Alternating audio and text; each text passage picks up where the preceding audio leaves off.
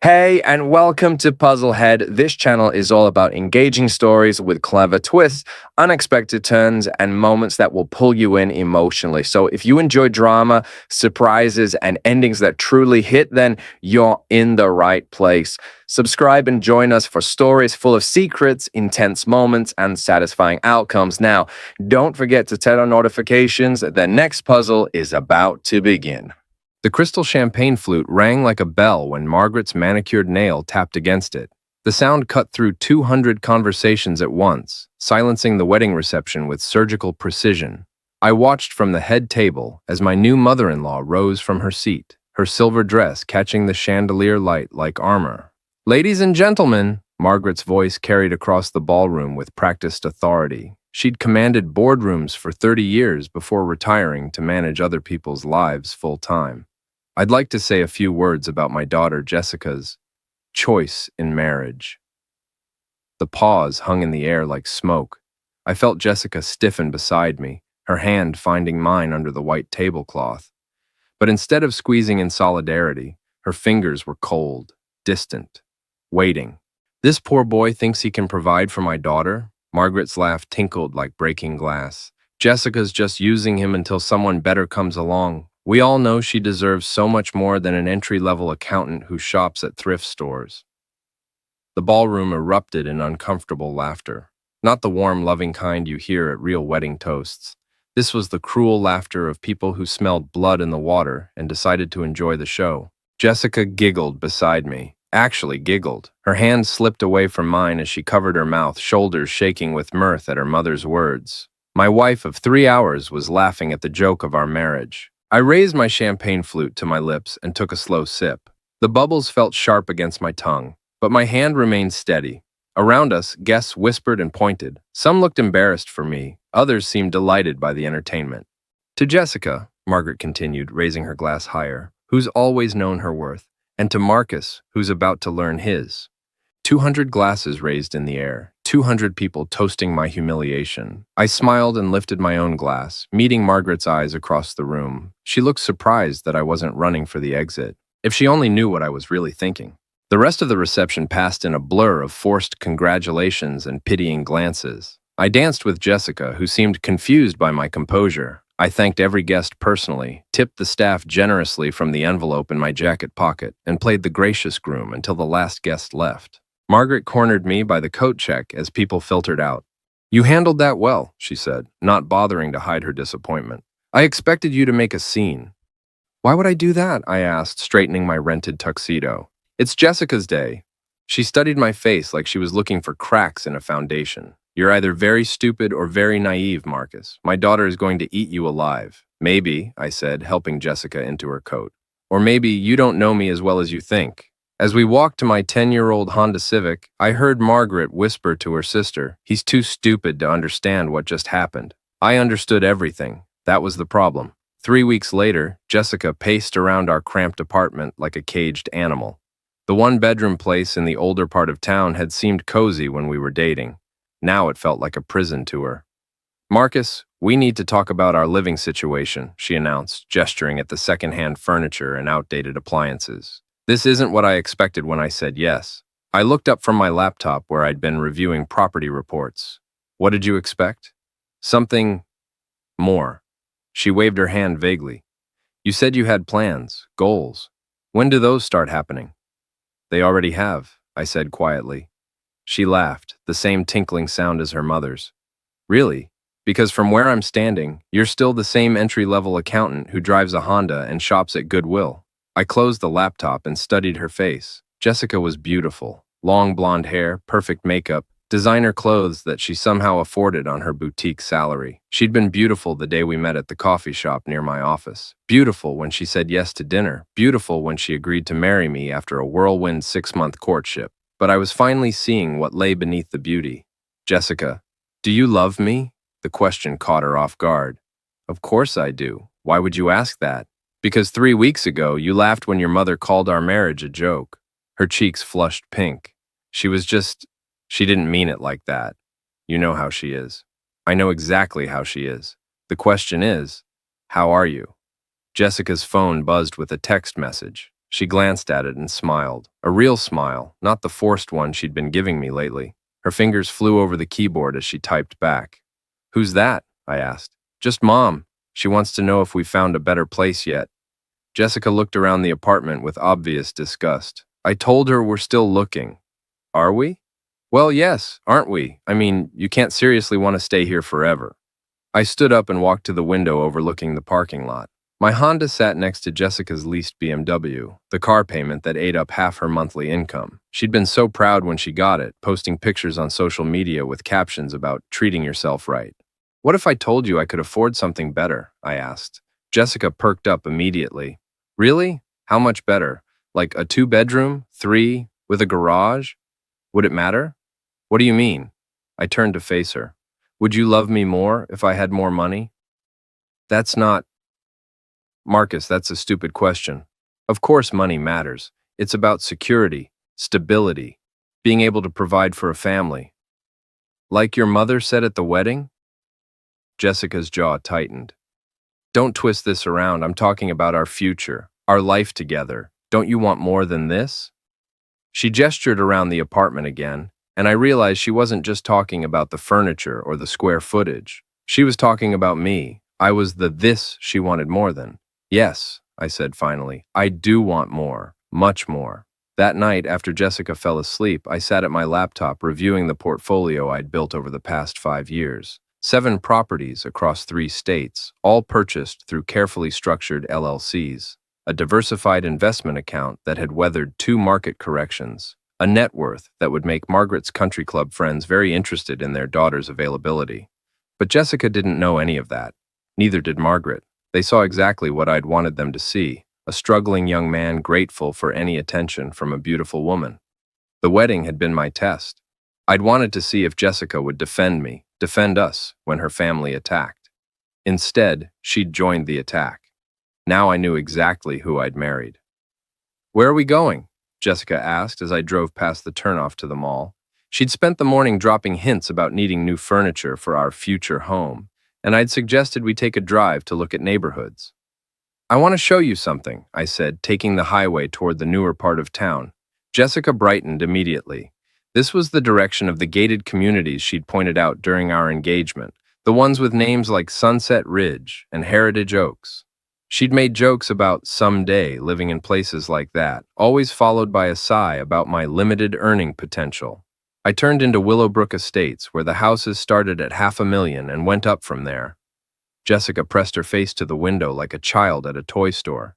"These are gorgeous," she breathed. "Look at that one with the circular driveway, and that one with the 3-car garage. Marcus, can you imagine living somewhere like this?" "Actually, I can."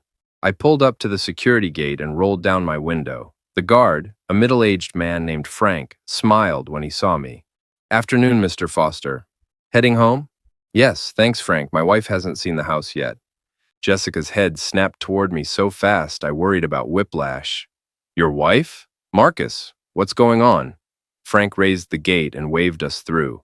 I drove slowly down Maple Lane, past the perfectly manicured lawns and imported fountain sculptures. Jessica stared at everything with wide eyes, her mouth slightly open. "Marcus, seriously, what is this? Do you know someone who lives here?" I turned into the driveway of 847 Maple Lane. The house was a colonial style with cream-colored siding, black shutters, and a wraparound porch that had sold me the moment I saw it. The realtor had called it understated elegance, which was exactly what I'd been looking for. "Something like that," I said, pressing the garage door opener clipped to my visor. The 3-car garage door rolled up smoothly. Inside sat my weekend car, a restored 1967 Mustang that I'd bought at auction 2 years ago, and my work truck, a Ford F-150 that I used for property inspections. Jessica stared at the vehicles like they were alien spacecraft. "Marcus, I don't understand. Whose house is this?" I parked the Honda next to the Mustang and turned off the engine. "Mine." "Yours?" Her voice came out as a squeak. "What do you mean, yours?" "I mean, I bought it 3 years ago, paid cash. It's in my name." I handed her the garage door opener. "Welcome home." Jessica took the opener with shaking hands. 3 years ago? But we were barely dating 3 years ago. You said you were saving for a ring." "I was." I also bought this house, renovated the kitchen, and landscaped the backyard. I'm a pretty good multitasker. We walked through the mudroom into the kitchen, where granite countertops gleamed under pendant lighting. The appliances were all stainless steel, top of the line. I'd spent months researching every detail, wanting everything perfect for the day I brought my wife home. Jessica ran her fingers along the marble island, her engagement ring clicking against the stone. I don't understand. How could you afford this? You're an accountant. You make $35,000 a year. I make $35,000 a year at Morrison and Associates, I corrected. That's not my only income. I led her through the living room with its vaulted ceilings and stone fireplace, up the hardwood staircase to the master bedroom. Floor-to-ceiling windows overlooked the backyard where a swimming pool sparkled in the afternoon sun. Marcus, this is impossible. Houses like this cost $520,000. I offered $540 to beat out two other buyers. Jessica sank onto the king-sized bed, staring around the room like she was seeing me for the first time. I don't understand any of this. Where did you get that kind of money? I opened the walk-in closet and pulled out a folder from the safe hidden behind my winter coats. Inside were property deeds, investment statements, and business documents that told the real story of Marcus Foster. Real estate, I said, handing her the folder. I started buying distressed properties when I was 25. Fixed them up, rented them out, sold some for profit. Reinvested everything. I own 7 properties now, plus a portfolio of index funds and municipal bonds. Jessica flipped through the documents, her face cycling through confusion, disbelief, and something that might have been anger. You lied to me, she said finally. I never lied. You never asked. You let me think you were poor. You let my mother humiliate you at our wedding when you could have shut her up with one bank statement. Yes. Why? I sat down beside her on the bed, in the house I'd bought, hoping we'd fill it with children and laughter and the kind of love that survives wedding toasts and family drama. Because I wanted to know if you'd love me when you thought I was nobody special. I wanted to know if you'd defend me when your family attacked. I wanted to know if you'd chosen me or my potential. Jessica's hands trembled as she set down the folder. And now you know. Now I know. She stood up abruptly and walked to the window, her reflection ghost-like in the glass. So what happens now? You've had your little test. You've proven your point. What's next? I pulled another document from the folder. Annulment papers, based on fraud in the inducement. Fraud? I didn't defraud you. No, but you married me under false pretenses. You married someone you thought was poor and desperate. That's not who I am. Jessica spun around, her eyes flashing with the first real emotion I'd seen from her since the wedding. You can't be serious. You're going to end our marriage because I wanted financial security? I'm ending our marriage because you laughed when your mother called it a joke. Because you've spent 3 weeks complaining about my inadequacy when you never bothered to learn who I really was. Because you married a fantasy and I deserve someone who loves reality. I stood up and walked toward the door. The papers are on the kitchen counter. Look them over. Have a lawyer review them if you want. I think you'll find the terms are fair. Marcus, wait, Jessica's voice cracked. We can work this out. Now that I know, now that I understand, we can start over.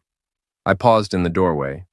The wedding toast is on video, Jessica. Posted on social media by 3 different guests.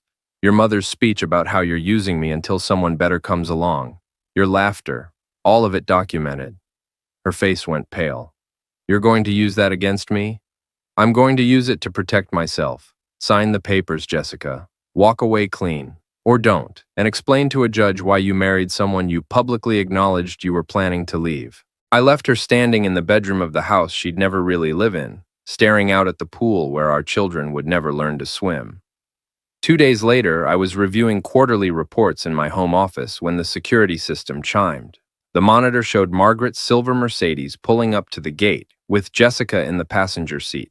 Both women were dressed like they were attending a business meeting. Margaret in a navy suit that probably cost more than most people's monthly rent, Jessica in a cream-colored dress that I recognized from our honeymoon shopping trip. They'd come to claim their prize. I watched through the security cameras as Margaret rolled down her window and pressed the call button with the confidence of someone who'd never been denied anything in her life.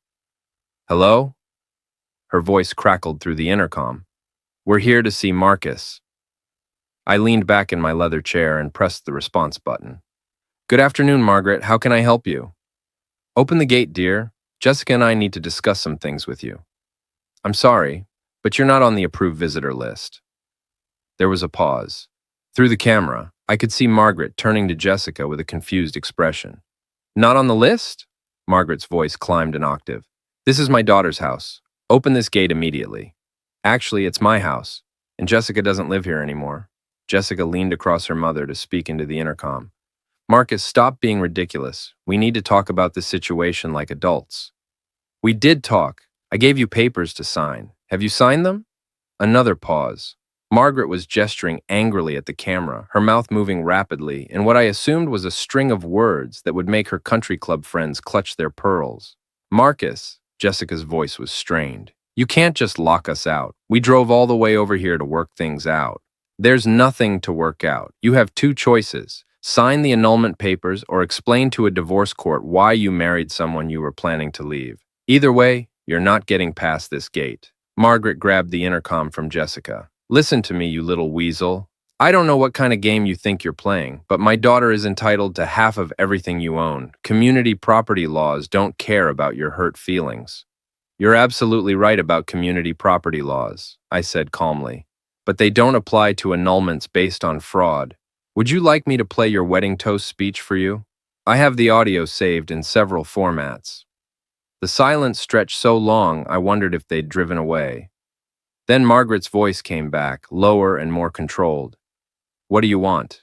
I want Jessica to sign the papers and both of you to leave me alone. In exchange, the wedding video stays private and Jessica walks away with everything she brought into the marriage. And if we refuse?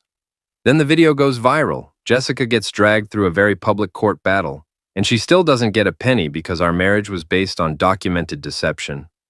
Through the camera, I watched Margaret and Jessica have a heated conversation in the car. Jessica was crying, her makeup running in black streaks down her cheeks. Margaret was pointing at the camera and then at her daughter, her face red with fury. Finally, Jessica leaned toward the intercom again. How do I know you won't release the video anyway? Because I'm not cruel, Jessica. I'm just not stupid. Margaret started the Mercedes and backed out of the driveway so aggressively she left rubber marks on the asphalt. As they drove away, I heard her voice faintly through the still-open intercom channel. We'll see about this, you arrogant little nobody. I smiled and closed the security monitor. Nobody. If only she knew how hard I'd worked to appear to be nobody. My phone rang an hour later. The caller ID showed the name of Margaret's attorney, a man named Richardson, who'd handled her late husband's estate and probably thought this would be a simple intimidation call. Mr. Foster, this is James Richardson, representing the Whitman family. I understand there's been some confusion about property rights in your recent marriage. No confusion on my end, Mr. Richardson. What can I do for you? Well, my clients are concerned that you may be trying to circumvent their legal rights through some sort of coercive arrangement. I think we should meet and discuss a more equitable resolution. I'd be happy to meet with you, I said. I'll have my attorney contact your office to set something up. Your attorney? Patricia Morrison from Morrison, Klein & Associates. She's been handling my affairs for several years now. I think you'll find her quite thorough. Another pause. Richardson obviously recognized the name. Patricia Morrison was one of the most respected family law attorneys in the state, known for her meticulous preparation and ruthless courtroom manner. Mr. Foster, perhaps we're approaching this the wrong way. I'm sure we can reach an amicable agreement without involving expensive legal proceedings. I'm sure we can too. Jessica signs the annulment papers, and everyone moves on with their lives. Simple and amicable. And the video evidence you mentioned? Remains private, assuming everyone behaves like adults going forward. Richardson cleared his throat. I'll need to review the documents and evidence before I can advise my clients properly. Of course. Patricia will send everything over this afternoon. Take all the time you need. I hung up and immediately called Patricia's office. She'd been handling my real estate transactions for years and had become something of a friend in the process. When I explained the situation, she laughed so hard I had to hold the phone away from my ear. Marcus, you magnificent fool, she said when she finally caught her breath. You actually documented the whole thing? 3 different camera angles from the wedding guests, plus text messages Jessica sent to her friends about her temporary situation. I have enough evidence to teach a law school class on fraud in the inducement. Send me everything. This is going to be the most fun I've had in years. That evening, I grilled a steak on my back patio and watched the sun set over the pool. The house felt peaceful in a way it never had when Jessica was complaining about everything from the thread count of the sheets to the brand of coffee in the kitchen. My phone buzzed with a text from an unknown number. This isn't over. I deleted the message and went back to my steak. Actually, I thought it was over. It just hadn't ended the way they'd expected. Patricia called me a week later with news that surprised no one who'd been paying attention. They folded, she said without preamble. Richardson reviewed the evidence and advised his clients that fighting this would be professional self-destruction. Jessica signed the annulment papers this morning. I was sitting in my office at Morrison & Associates, where I still showed up every day to maintain the fiction of my modest lifestyle. My co-workers had been giving me sympathetic looks all week, having heard through the local gossip network that my new wife had left me. Any conditions? I asked. She keeps her car, her clothes, and her dignity. In exchange, the wedding video stays buried, and she doesn't contest the annulment. Oh, and Margaret wanted me to tell you that you'll never be welcome in their social circle. I'm devastated. Patricia laughed. I bet you are. Marcus, I have to ask, was this all planned from the beginning? Not exactly. I hoped Jessica would be different. I wanted to be wrong about her. But you prepared for the possibility that you were right. I learned a long time ago that hope is not a strategy. The annulment was finalized 2 weeks later with no fanfare and minimal paperwork. Legally, it was as if my marriage to Jessica had never happened. The wedding photos came down, the joint bank account was closed, and life returned to normal. Except normal was better than it had been in months. I started hosting poker games at the house on Friday nights, inviting friends who'd been quietly supportive during my brief marriage. Tom from the office brought his famous chili. Dave from my gym contributed beer and commentary on everyone else's card-playing skills. Even Frank from the security gate stopped by occasionally, regaling us with stories from his previous career as a police detective. You know, Tom said one evening as we played Texas Hold'em around my kitchen island, I never liked her. Jessica? I asked, dealing the next hand. Her or her mother? Remember when they came to the office Christmas party? Jessica spent the whole night asking people what they made, like she was conducting a salary survey. Dave nodded. And Margaret kept talking about how you were punching above your weight class by marrying her daughter, like she was doing you some kind of favor. She thought she was, I said, checking my cards. That was the problem. Their loss, Frank said, raising the bet. Speaking of which, I heard Margaret's been having some financial troubles lately. This was news to me. What kind of troubles? Well, I shouldn't gossip, but my buddy works security at First National. Apparently, the Whitman family trust isn't as robust as people thought. Old man Whitman left some debts that Margaret's been covering with credit and property loans. Meaning that big house of theirs is mortgaged to the hilt, and Margaret's been living off appearances for the past 5 years. Your wife probably thought she was marrying up to save the family finances. The irony was almost too perfect. Jessica had married me thinking I was poor, while her family was actually broke. She'd left me for being a financial disappointment, only to discover I could have solved all their problems with a single wire transfer. Are they going to lose the house? Tom asked. Frank shrugged. Hard to say, but Margaret's been making inquiries about selling some of her jewelry, expensive jewelry, the kind you don't sell unless you have to. I won the hand with a full house and collected the chips, thinking about the strange turns life takes. 6 months ago, I'd been planning a future with Jessica, imagining children playing in my backyard and family dinners around my dining room table. Now I was grateful to be alone, surrounded by friends who liked me for who I actually was. My phone buzzed with a text message. Jessica's name appeared on the screen for the first time since the annulment. I heard about Mom's situation. We made a mistake. Can we talk? I showed the message to the table. Dave whistled low. Wow, she's got some nerve. What are you going to do? Tom asked. I deleted the message without responding and picked up my cards for the next hand. I'm going to play poker with my friends and enjoy my life. Amen to that, Frank said, raising his beer. To Marcus, who dodged the biggest bullet of his life. We clinked bottles and continued the game.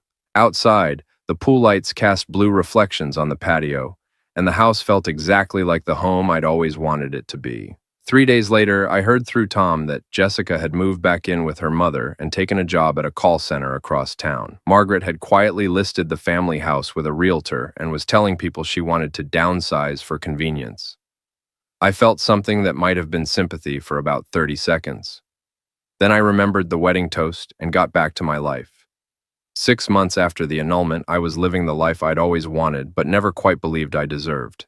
The house had become a gathering place for my real friends, The people who'd known me before Jessica and stayed loyal during the brief, disastrous marriage. I'd also made some changes to my public persona. After years of hiding my success, I'd started being more open about my investments and business ventures. Not bragging, just no longer pretending to be something I wasn't. The reaction around town was interesting. Some people were surprised to learn about my real financial situation. Others, I discovered, had suspected all along that there was more to me than met the eye. You know, my boss at Morrison and Associates told me over lunch, I always wondered why someone with your analytical skills was content to stay entry-level for so long. I like the stability, I said, and the learning opportunity. Well, you've certainly learned. Patricia Morrison tells me you're one of her most sophisticated clients. I'd been thinking about making some changes in my professional life, too. Working for someone else had served its purpose, but I was ready for new challenges. That evening, I was grilling dinner on my patio when Frank called from the security gate. Marcus, you've got visitors, 2 ladies in a silver Mercedes. Should I let them in? I sighed. What do they want? The older one says it's about unfinished business. The younger one just looks embarrassed. Margaret and Jessica. I should have known they wouldn't give up easily. Send them through, Frank, but stay alert in case I need backup. Frank chuckled. Copy that. 5 minutes later, Margaret's Mercedes pulled into my driveway. Both women got out slowly, like they were approaching a dangerous animal. Margaret had aged noticeably in the past 6 months. Her hair was grayer, her clothes less perfectly pressed. Jessica looked tired, her designer wardrobe replaced by department store basics. I met them at the front door, not inviting them in. Ladies, what can I do for you? Margaret cleared her throat. Marcus, I think we got off on the wrong foot. I'd like to apologize for my behavior at the wedding. I was protecting my daughter's interests, but I went about it the wrong way. Okay, apology accepted. Jessica stepped forward. Marcus, I know I hurt you. I know I made terrible mistakes, but we were good together before all this happened. We could be good together again. I studied her face. She was still beautiful, but there was a desperation there that hadn't existed before. The confidence that had attracted me initially had been replaced by something that looked like fear. Jessica, what do you want from me? I want to try again. I want us to try again. I know who you really are now. I know what you're capable of. We could have a real partnership. Based on what? Based on mutual respect and understanding. And your mother's financial problems? Margaret's face flushed red. That has nothing to do with this, doesn't it? Frank tells me you're selling the family house, that the Whitman Trust isn't what people thought it was, that you've been living on credit and hope for the past 5 years. Our financial situation is temporary, Margaret said stiffly. I'm sure it is, just like Jessica's marriage to me was temporary. Jessica's eyes filled with tears. That's not fair. I made mistakes, but I never stopped caring about you.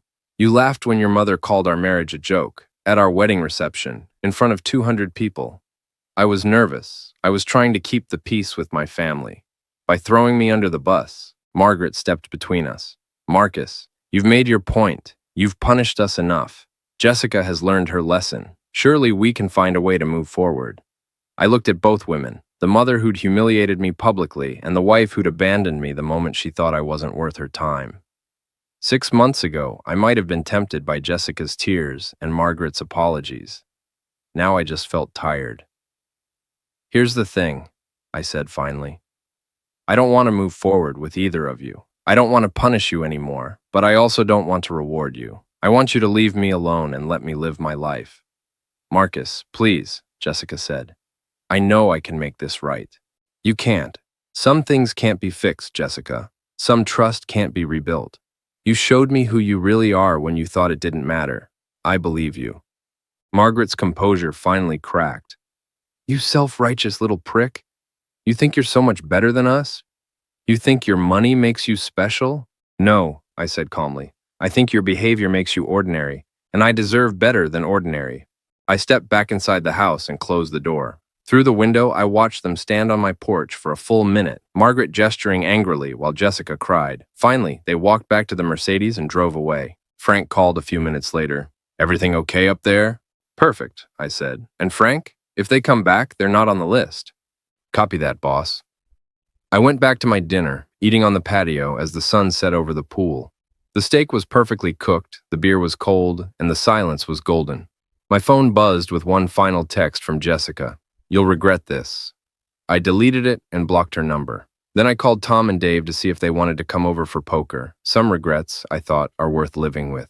1 year later, I hosted a housewarming party for my new neighbors, a young couple named Sarah and Mike who'd moved in across the street. They were both teachers, hardworking and genuine, the kind of people who made good neighbors and better friends. The party was in full swing when Tom raised his beer and called for attention.